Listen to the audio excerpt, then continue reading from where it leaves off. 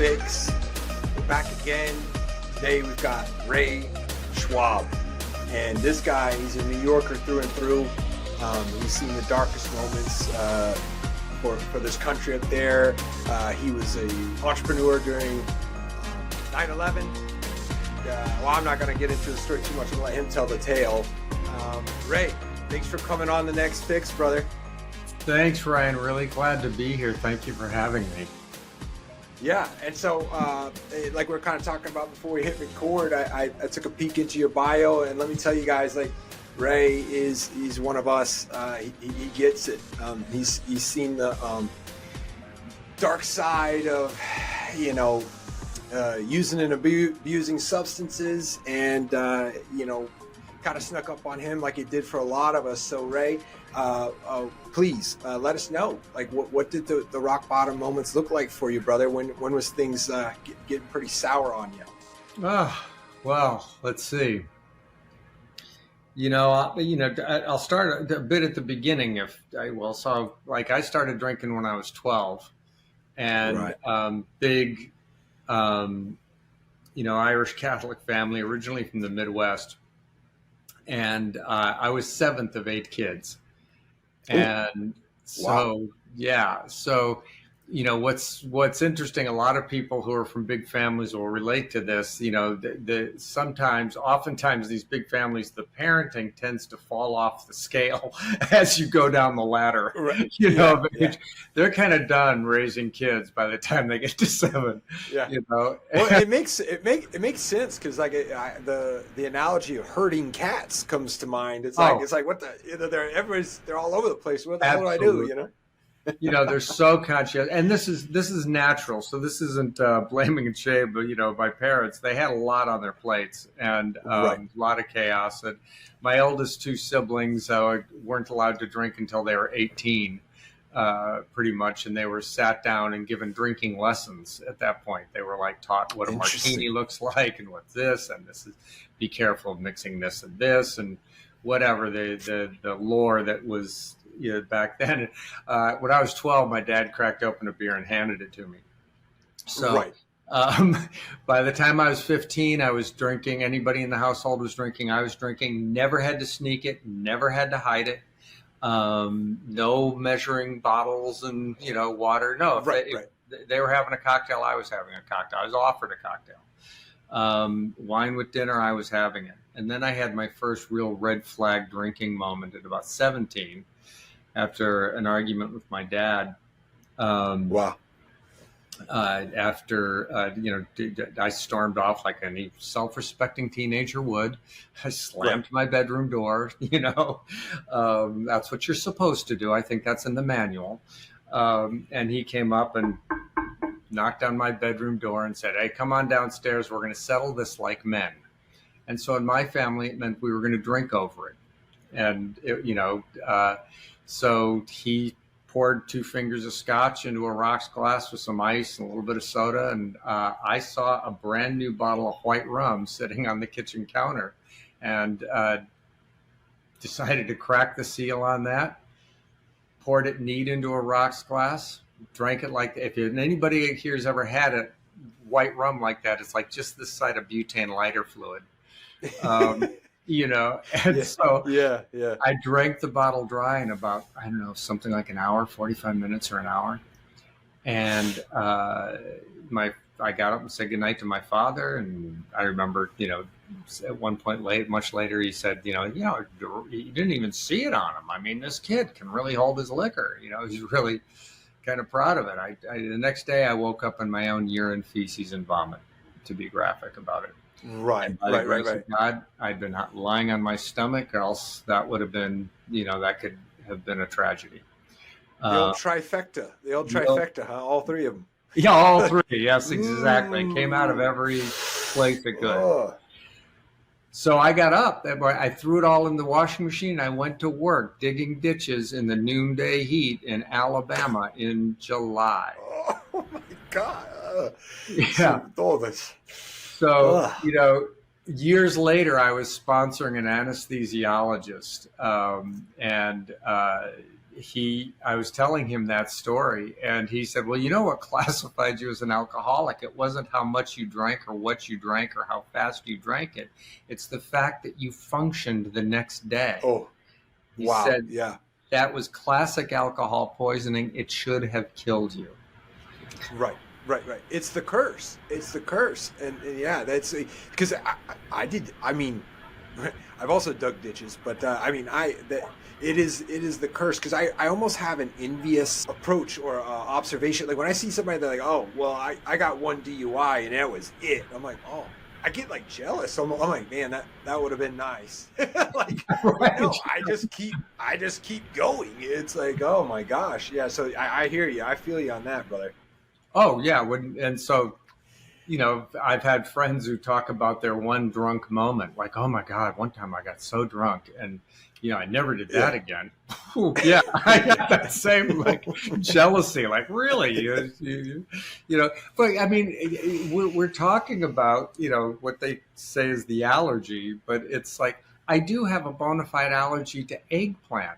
I've tested it once. I discovered it one time. I went into anaphylactic shock over eggplant. Have I ever touched it again? When I see it on a menu, do I like, yeah, alcohol. I mean, trouble broke out, and I said, when can I do that again? Gee, let's do that again. So flash forward, not to pay out a whole drunk-a-log or anything, but like just some of the highlights going after. Immediately after that moment, I knew deep down inside, I had a different relationship to alcohol than other people did. And it was visceral. It was deep inside of me. And I immediately tried to stop drinking. But I drank for 25 years after that. But I would go on all these forced abstinence periods. It was, I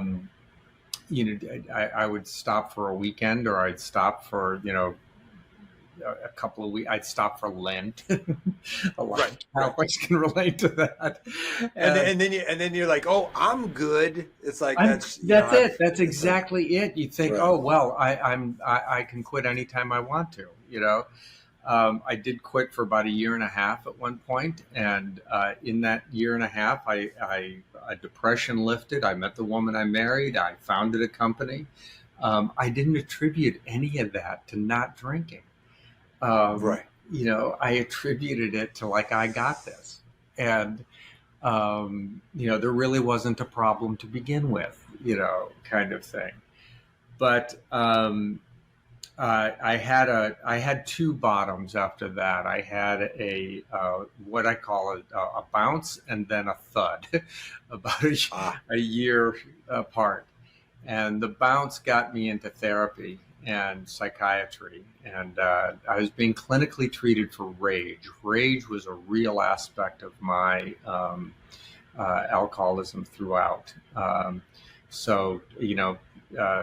One dead or in jail moment was when I slugged an off-duty cop in a bar full of off-duty cops on Staten Island in New York City.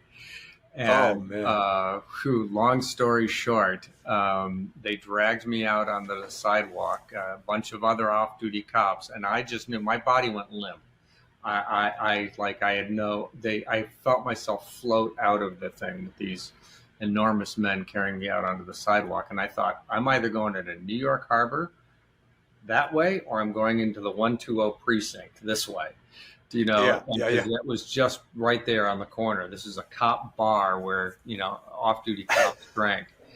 And they slammed me up against the wall and they said, go home. Oh, wow. So talk about bullet dodged, Yeah. So I have other moments like that. Bar fights were a thing. But I could also get rageful in other ways, sicking my attorney on people. Because he also had his own codependent issues, and he loved picking up the mantle for me. Hey, they said this to me. And we're gonna get them. We're taking them down. So right. So rage manifested in a lot of different ways in my life, and so I was being clinically treated for that rage after that first bounce. What happened is I'd gotten into a very rageful argument with my wife after coming home from dinner one night, and there was no physical violence, but it was very verbally violent. Certainly, I don't think she felt safe around me. And in the morning, as a higher power would have it, I had completely forgotten that we had a house guest during that. And we had a 2-bedroom apartment who happened to be a Zen Buddhist priest. Oh my God. He came out to me in the morning and he said, I overheard everything last night. I think you need some help. Here's the number of a therapist that a friend gave me that they highly recommend, and I really think you should avail yourself of it. It was the most loving, generous, kind, somebody I'd known for decades. He had been, at college. I'd known him from college. He had gone off to Japan after college and became a monk. And so I did that day. I reached out and I went to my first therapy appointment ever. And roughly about a year later, I was, dealing with a family member who was in recovery, who had been institutionalized in their third rehab in about 10 years. And I was asked to come down and do the family program. And during that family program, during one of the counseling sessions, I just blurted out, I think I'm an alcoholic too. And the counselor in that session, like it was full record scratch, came to a halt, spun around on their chair, leaned into me and said, have you ever said that out loud before? And I said, not like that, I haven't. Not like that. Interesting. Yeah. And it was amazing, the warm blanket that got thrown around me instantly. And this was down in Florida, and somebody came to me and approached me and said, I heard that, you've come to recognize your own problem. Let me tell you something. If you go back to New York City, back to your hometown there, and you go into a program like AA, you won't have to come to a place like this. And, this was in a lockdown. And I took that to heart. And a few days later, I stepped into my first AA meeting. Okay. What year was that, Ray? That was 2001. 2001. That was just a few months before 9/11, as you pointed out. Wow. Yeah. And, when 9/11 hit, I was a computer consultant. I owned a computer consulting firm in Midtown Manhattan. And on 9/11, I was headed down to the World Trade Center. I'd actually had to go up to a psychiatrist uptown from where I lived on the Upper West Side, go way uptown, New York City, if you know Manhattan. So Midtown being right around here, the World Trade Center would have been south around here. And I first traveled uptown to go to the psychiatry appointment. And then on my way back down at my home stop, they stopped the train and said, we can't go any farther. There's been a plane accident at the World Trade Center. Wow. And I heard somebody mutter near me, it wasn't an accident, it was terrorists. They had been listening to it on the radio. So I jumped off the train and I went home and turned on the TV just in time to see the second plane hit, thinking I was watching a rerun. And, right. But I was watching it live. And even the announcers on television didn't realize what had just happened. It was. I remember it was so surreal. It didn't. Maybe a day later, I still just not registering what I had seen. So I understand. I think a lot of people do, right? But you're here. You're in the epicenter. Like you said, you are intending to be right there. That's intending. I had 5 clients in the World Trade Center. Oh my gosh. And I knew 6. Oh, I choked up when you'll pardon me. I knew 6 people who died there. Some of them were, one in particular was an HR director who I know leaned back to, stayed back to make sure everybody else got out of the office safely. I'm certain he was checking bathrooms. He was marching around making sure everybody get out of their office. yeah, so it was highly effective.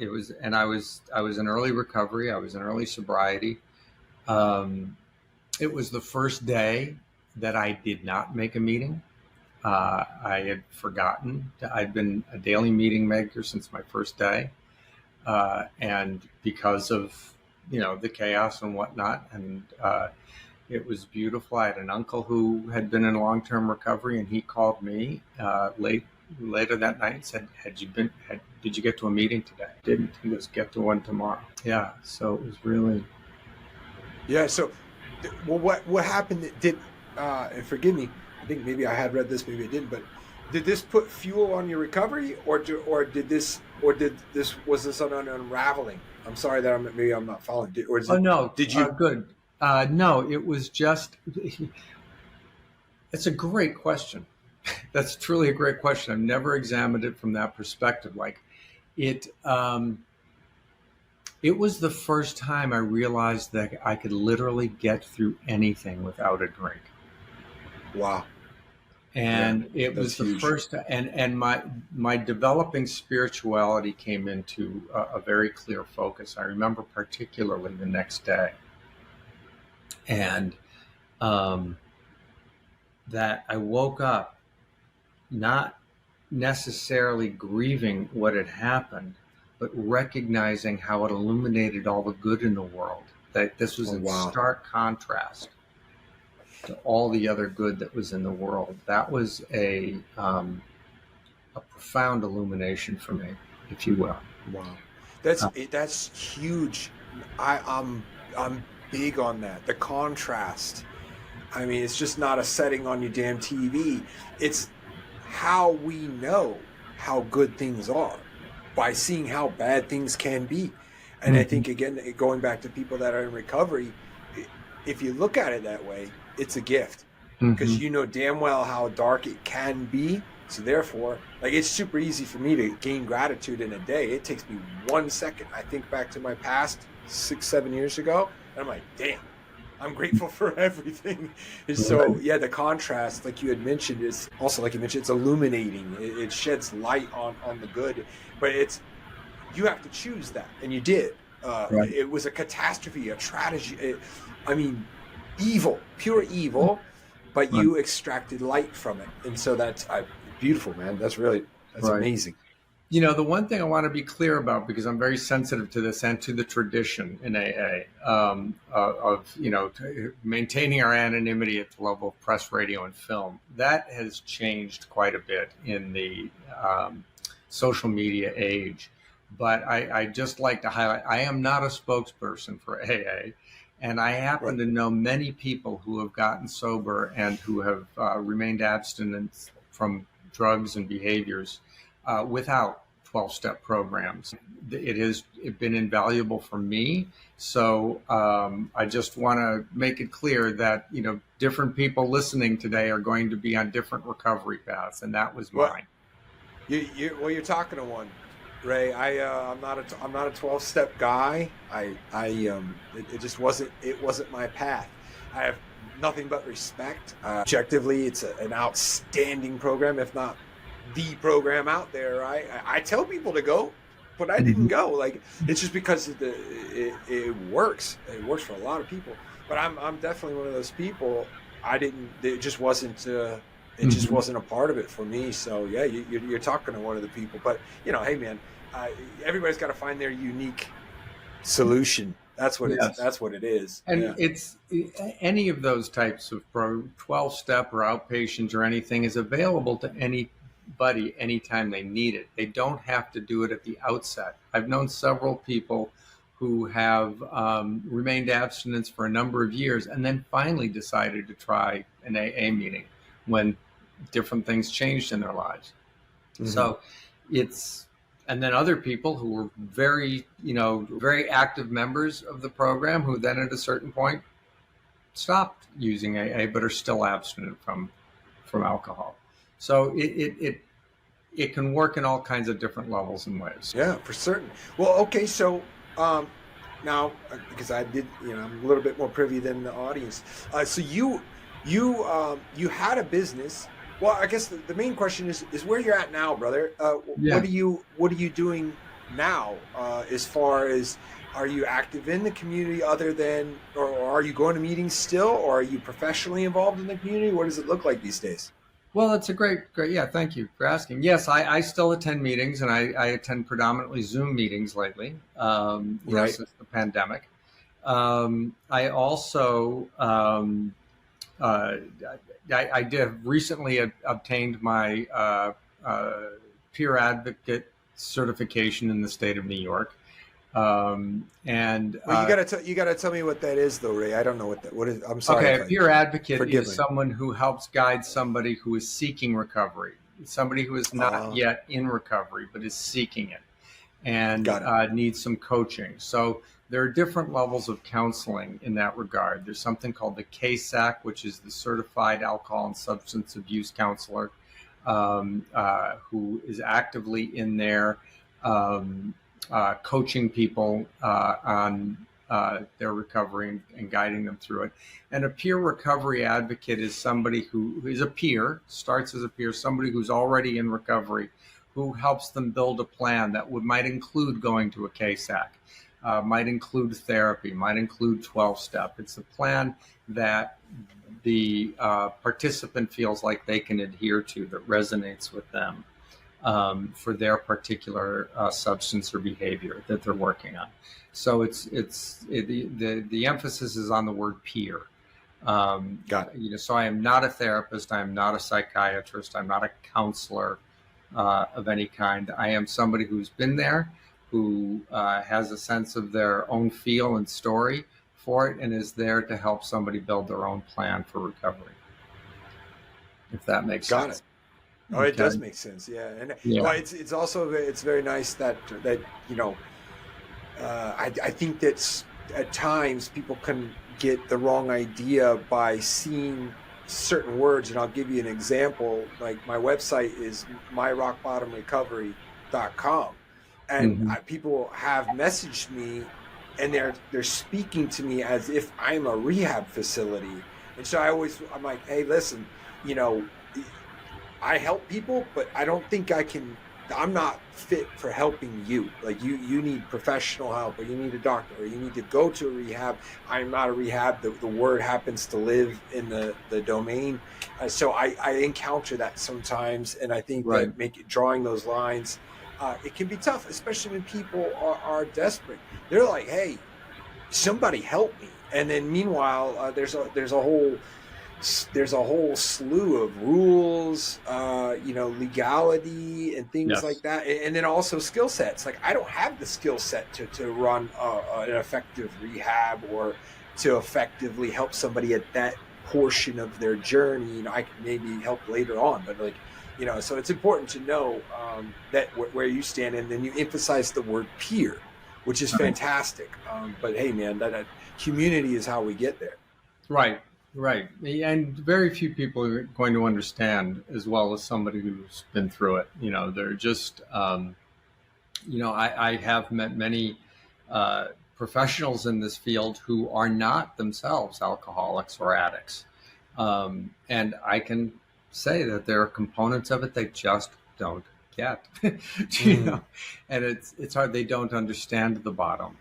In many cases, Right. they can talk about it, and they can, but having that visceral, understanding how massive a personal change can happen at that point.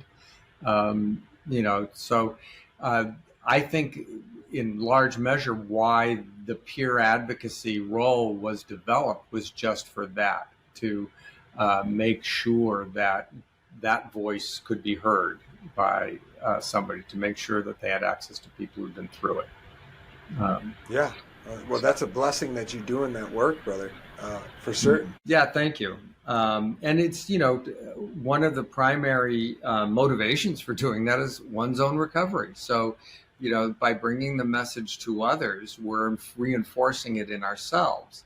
So I often tell people that I make meetings, and I sponsor people, and I'm sponsored by somebody, and I read the literature, and I do all these things. not because I'm a better than thou alcoholic, but it's to keep it top of mind that I can't drink safely. It's just a very simple premise. I need that daily reminder. And Yeah. so Well, I I've think needed that it for 23 years. 23 years. Yeah.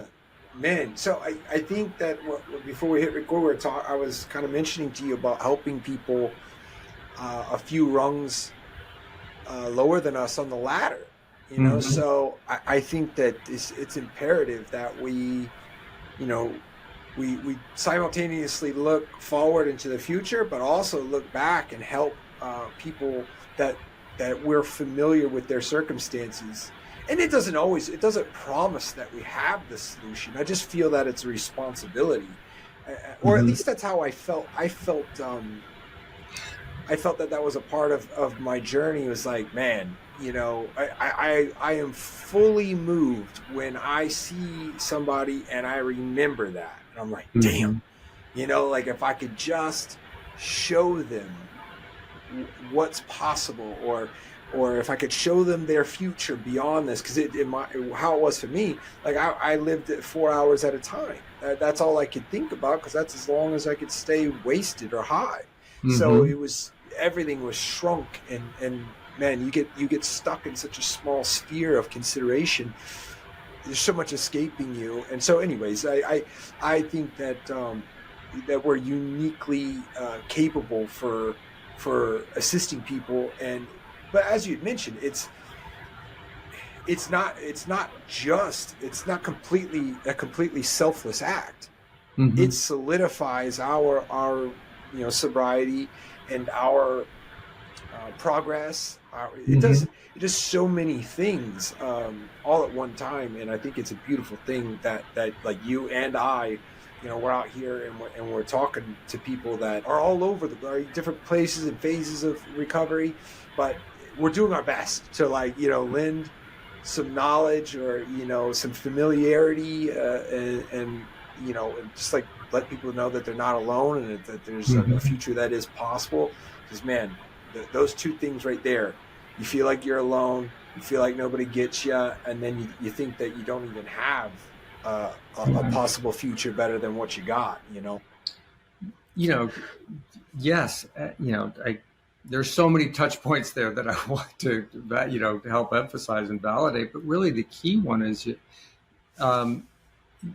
you don't need to be a professional to give somebody peer support.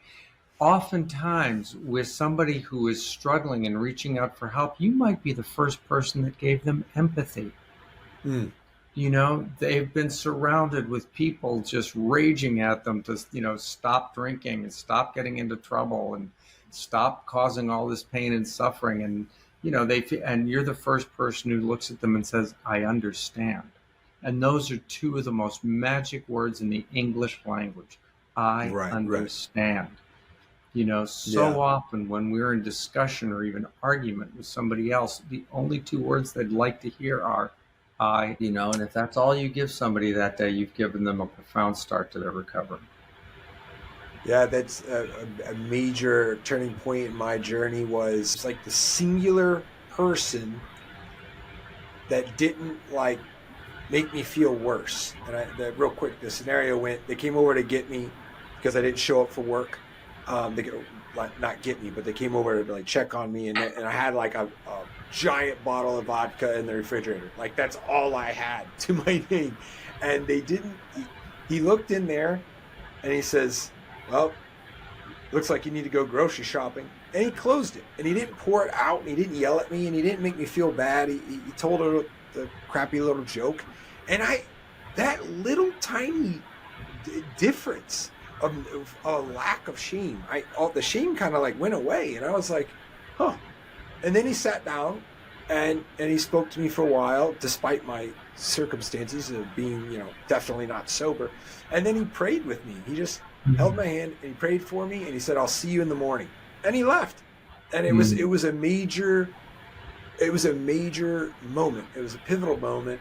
And then I didn't drink anymore, even though it was there, and I ended up just passing out. But That wasn't the time. That's not the day I got sober. Wasn't that definitive of a day. But I just remember the lack of shame and the lack of weight. It was the lack of the attack, man.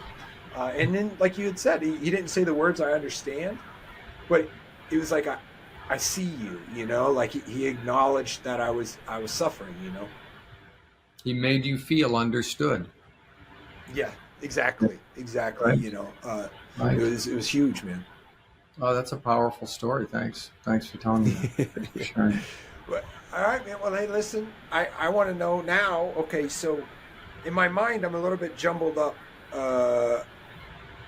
because I feel like I read your bio. Are you still working like in the technology field, or no?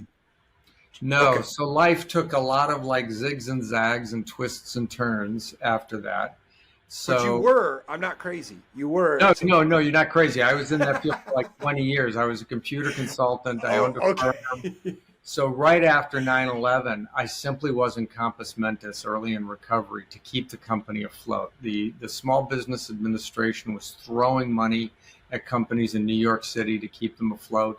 And I probably qualified, easily for a lot of that. And but I just couldn't wrap my head around it. Early in 2002, I shut the company down and I went to work in a middle management job out in New Jersey. About 2 years after that, my wife's job was transferred to Paris, France. And in one of those sort of synchronous moments, I realized I could have never made that move with her if I still owned the company. Oh, yeah. What people don't realize, going back, stepping back 2 steps, is at 9/11, the Northeast was suffering a fairly deep recession already. So I was already struggling in my business. The phones simply weren't ringing for new sales. So that was one of the top reasons I wasn't able to salvage it. We were already in the hole when we hit. And again, I couldn't wrap my mind around it.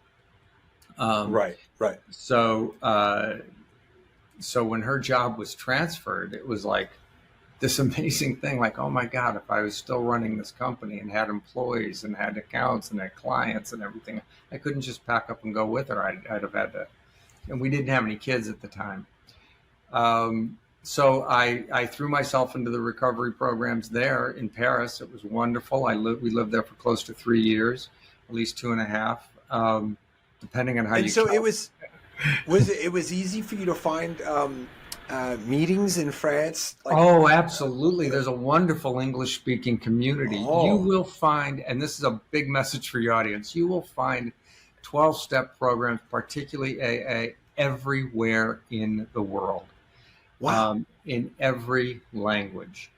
And English, I've never been anywhere that I couldn't find an English-speaking. And I often, and in those English-speaking meetings, would often be other people from surrounding regions who didn't speak English, attending English-speaking AA because they felt like it had the strongest, vibe, I guess, to it. Ah, but interesting. That's wild. Yeah. Yeah. So what it taught me is when I travel, if I can't find an English-speaking meeting, I go to one in the local language, and trust me, you'll find somebody there who speaks English. It's okay. But yeah. A beautiful moment. I'll just tell a quick story. As I was learning French, and I got brave enough to go to French-speaking meetings. And, they had a different tone and vibe to them and whatnot. But in one of them, a man was speaking and he was telling his story. And he took a deep breath. He got quiet for a moment. Then he said something in a low voice in French. And the whole room took a deep breath and sighed with him. And the man sitting next to me, who knew that I didn't speak French as a first language, he leans over and he goes, "Do you know what he just said?" And I said, "Oh yeah, he just said, and then it got worse." And he goes, exactement. It was just the international, reaction to it, and then it got worse. So wow, dude, That's amazing, man. Yeah.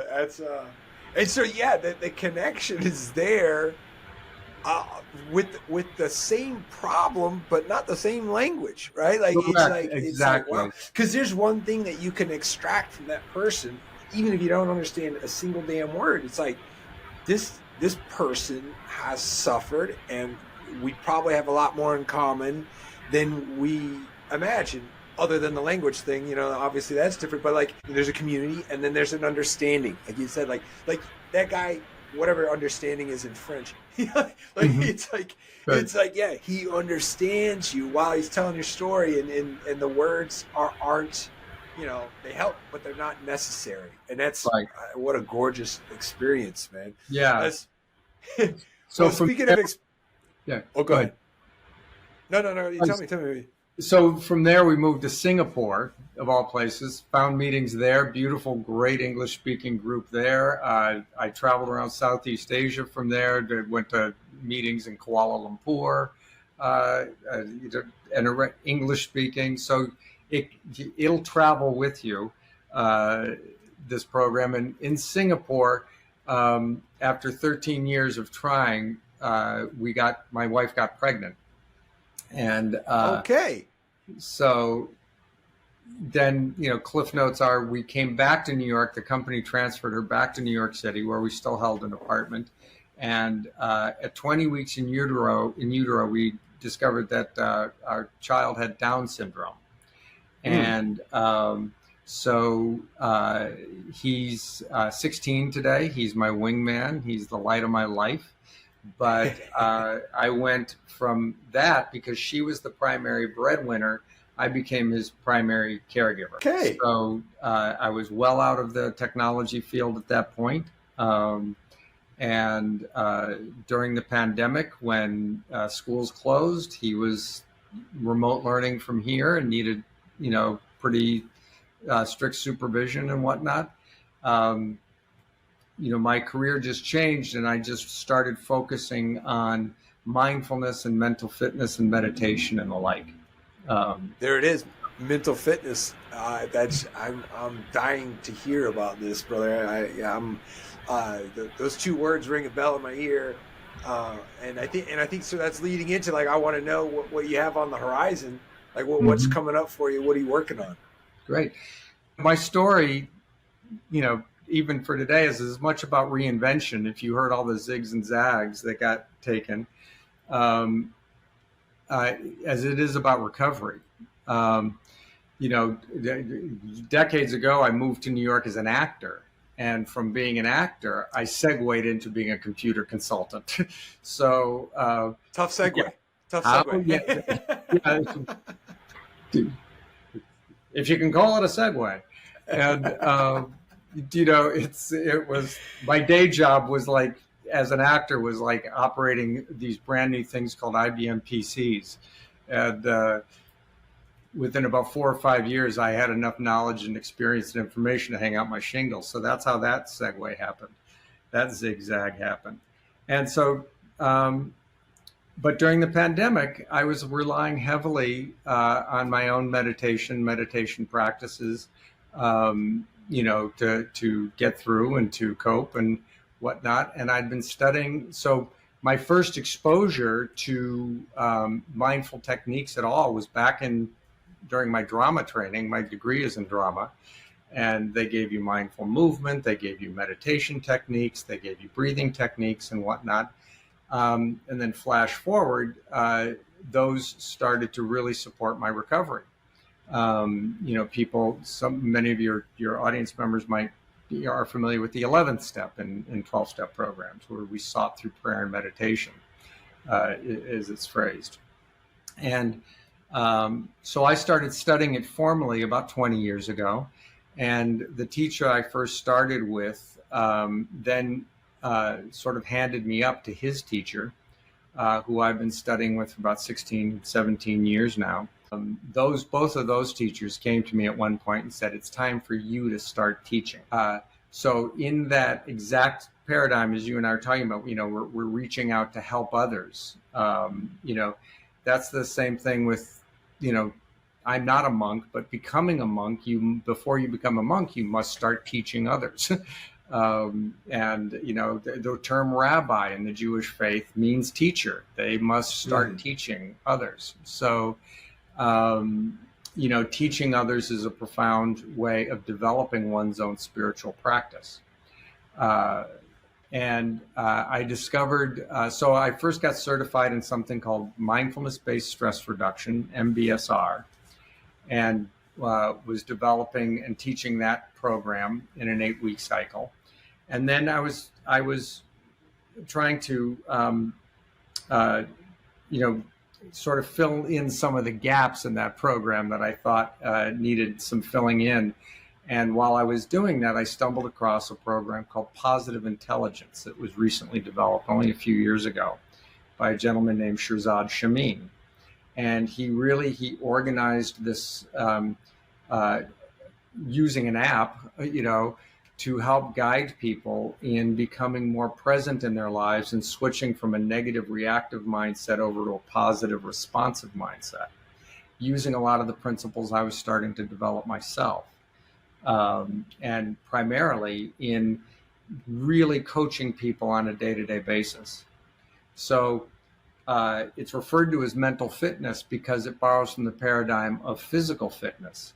You go to a gym, you work with a trainer, they give you light weights, have you do a few reps, hopefully make it fun, so that consistently over time you build muscle mass. And through small increments that you then increase. So you build heavier weights and longer durations, more reps. Progressive overload, right? Progressive overload. Thank you. Progressive overload. So in a similar fashion, I was finding that one of the challenges of MBSR was it was often asking people to sit in meditation for longer durations than they were willing to start, but they were framing it as a challenge to say, challenge yourself to this duration, even if I have found that, and in my own practice, started with me doing 1-minute increments. It can start with 30 seconds. And when you're comfortable, you expand it out. And before you know it, you're doing 20 minutes. I do 45 minutes a day now. Other friends of mine do hours per day. But that's not where you start. And it doesn't matter how long it takes you to get there. Literally, let me tell you how powerful 1 minute can be. So one of the very first times, so I told you, I took that job out in New Jersey in a middle management job at a crazy making company. The people that I worked with were insane. And it was so stressful that at one point, practically out of protest, I set my little Nokia handheld phone to ring at the top of every hour. And almost in protest, I would just stop what I was doing and just sit still for 60 seconds. And then I would purposely move in slow motion, almost in an I'll show them, attitude. And I would pull something out and I would read the entire request through, either out of a paper in basket or out of my email, and I would scan the whole thing. And then I would just move in slow motion to do it. Well, what started happening is at the end of the day, the inbox was empty. And my desk was clear. It had been piled up, to yar with paper. And the desk was spotless by the time I left at the end of the day many times. And I wasn't taking any work home with me. And over the course of that year, as I did this, like I said, every hour I did it 1 to 3 minutes. And the balance of the hour was so productive that over time I got identified as the responsible adult. Give it to Ray, he'll get it done. And at the end of the year, I earned, I think it was 120% of my bonus. Oh, wow. So this type of work can have a profound impact on one's performance. It also improved my marriage at the time. I'm divorced now, but at the time it really helped through a very stressful time in our marriage, and it brought me deeper contentment. And I suddenly had I had time on my hands to pursue hobbies all of a sudden I didn't have before. I went and took glider lessons. I took soaring lessons out at an airport on Long Island. So so it stemmed from mastering 1 minute. Am I right? Like that? You from mastering 1 minute. That's it. Man, so now I teach awesome. This program that I call, it's a 4-month program that I've designed that encapsulates all of this. It's kind of the Venn diagram of my life, mental fitness for business leaders in recovery. And it starts with an 8-week cycle of this course called Positive Intelligence. And then we segue into mindfulness techniques like yoga, very mindful yoga, mindful movement, mindful activities. And then depending on where the group is ready to go, at the last month, we may delve deeply into some spiritual aspects of it. So it all depends on where the group is ready to go. And it's the fee structure for it is very unique. There's one primary payer, and it's a $12,000 program, $3,000 a month, or $10,000 if they want to pay it up front. And then that primary payer and I go out and curate 2 to 4 other people to form what we call a pod of other recovering business leaders. So it takes it out of the fee for service. We build this supportive environment, peer environment for the primary payer as well as the rest. The primary payer, everybody gets all the coursework, but the primary payer also gets 1 hour weekly coaching, 1-to-1 coaching from me. And I've taglined this as a program for people who think they might have a lot to lose if they can't get shit together. So, I've been that. I might be that. There you go. And what I invite people to do, if they can, is reach out to me if they're listening to this, because I'd like to hear from anybody, whether you can afford a program like this or not, whether you can be the primary payer or not, because I keep a list of people who are interested in coming in on the free or cheap basis. Right. And so you also act as the liaison for forming the pod, or is the pod from the initial client there? Like, is it in their circle, or is the pod built from your circle? So both. You know what I'm saying? So I encourage them to find as many people as possible that they would want to do this kind of work with. Right. Sometimes they know off the top of their head. Sometimes they have to ask around. And when they can't flesh it out up to 5 people, I bring in some of the people from our list. Now, everybody meets each other. It's very transparent. Everybody knows who is there on what basis. Nobody's ever cared. Nobody has ever cared. That's interesting. Yeah. The primary payer, both of them, it lends something to it when the primary payer is ever to bring this to others, right. In a spiritual sense of generosity, and it brings gratitude in from the others, and there is a spirit of generosity and gratitude that goes back and forth. And you know what? It brings me back to your story about France in the AA meeting. It's like, well, nobody cares because they're there for a collective drive or goal or purpose. It's like, you know what I mean? It's just like, you guys didn't even speak the same language, but you're in that same room for the same damn reason. So it's like, I imagine when you're putting these pods together, it's like, hey, whatever the differences are, who cares? It's like, you've got a goal, I've got a goal, and they seem to be aligned. That's why we're here. And so that's a glorious like idea of a pod. It's very interesting. I love it.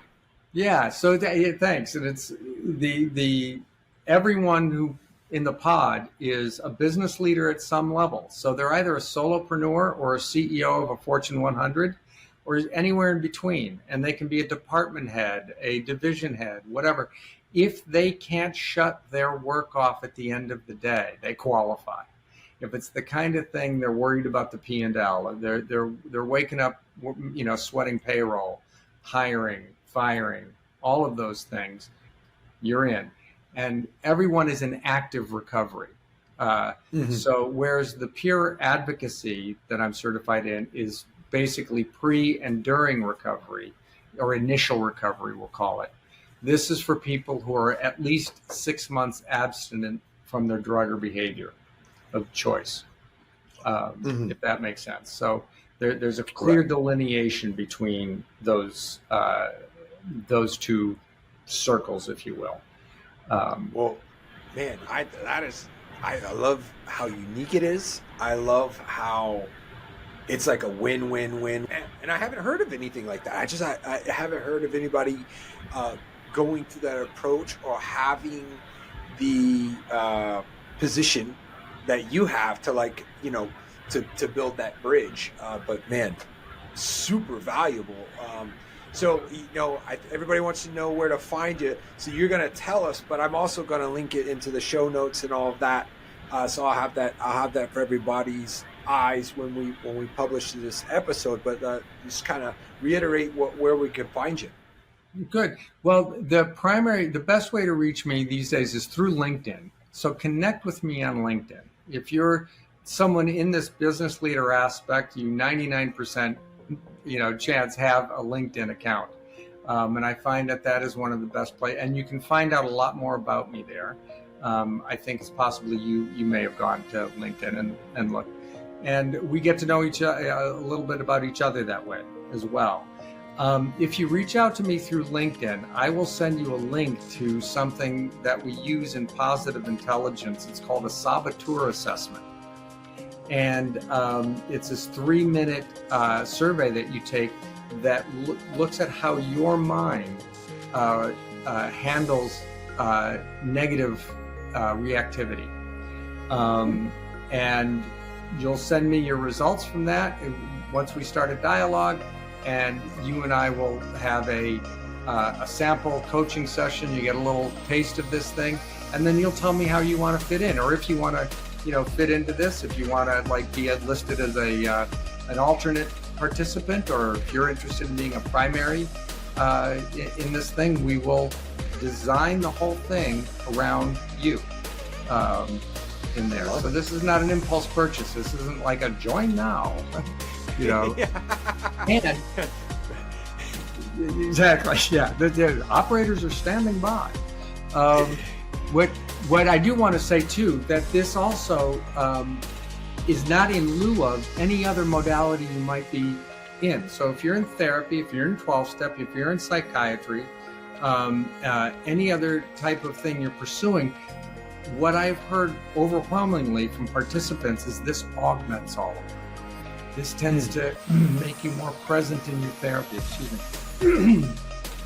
more present in your therapy, more compliant with your psychiatric regimen. Excuse me, one sip of water. So, this has a way of augmenting all of those things. So I don't second guess any other modality you're in. I'm not a doctor, not a therapist, just like you said earlier. I give great medical advice. It's get a doctor, ask a doctor, tell a doctor. If you want to hear my legal advice, it's along the same lines. So, all right. Well, hey, listen, Ray, what a beautiful experience, my friend. Appreciate you spending your time with us. And until the next time, guys, appreciate you coming by. Ryan, thanks for having me.